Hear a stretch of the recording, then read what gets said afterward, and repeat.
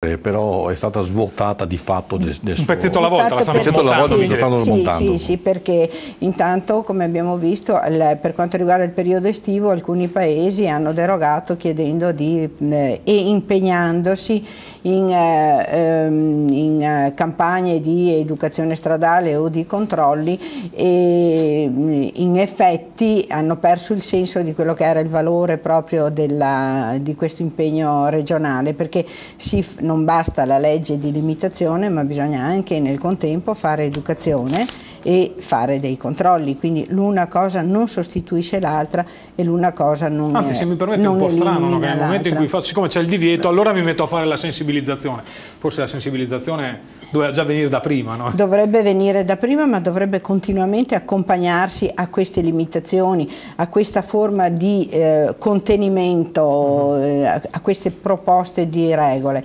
Ed è la stessa cosa contraddittoria che a nostro parere viene detta dagli esercenti, dai baristi, da questa fascia che non vuole la limitazione temporale, cioè che si impegnano primo a non dare da bere a chi trovano sia già alterato, secondo, contemporaneamente permettono che chi non deve guidare beva fino a chi lo chiede ad oltranza. L'importante è, secondo loro, che ci sia l'autista designato.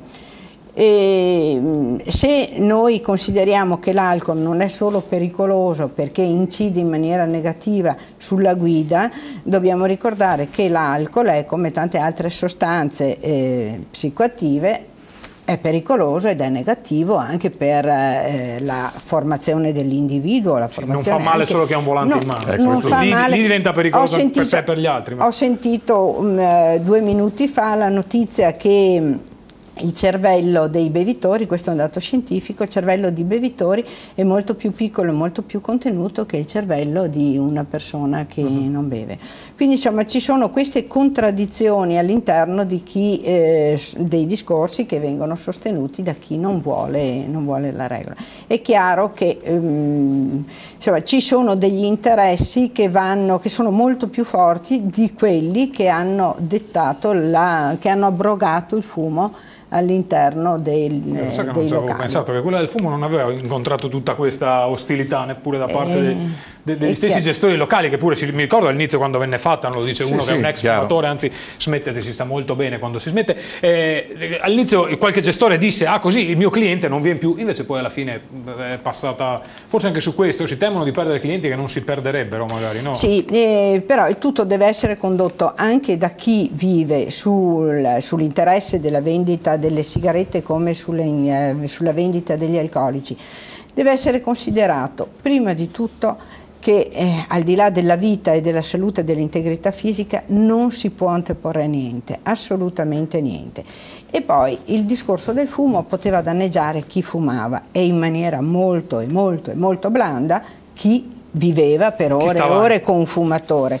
E le conseguenze dell'alcol invece sulla strada sono molto pesanti, perché può rimetterci la vita chi guida, ma può rimetterci chi è in macchina con lui e non ha avuto l'attenzione o non ha avuto il coraggio, perché ai ragazzi manca il coraggio di questo, ma ancora di più ci rimette la vita chi è sulla loro stessa strada e innocentemente e in maniera prudente va per la strada. Sta guidando per strada. Difatti di questo genere ce ne sono all'infinito. Micheletto, però sicuramente la regola, lei diceva abbiamo provato a mettere una regola, una questione di proibizione, eccetera, però torniamo a dirlo, è anche una questione di cultura del limite, forse solo con le regole. No, ma lo dico con estrema chiarezza, io sono assolutamente convinto che il proibire non ha fortuna dal punto di vista educativo, di questo sono assolutamente convinto, e di questa regola non era dentro il criterio della proibizione, assolutamente, era dentro il criterio, come dire, del consiglio, di un'idea di darsi un limite, insomma. Questo era un'idea,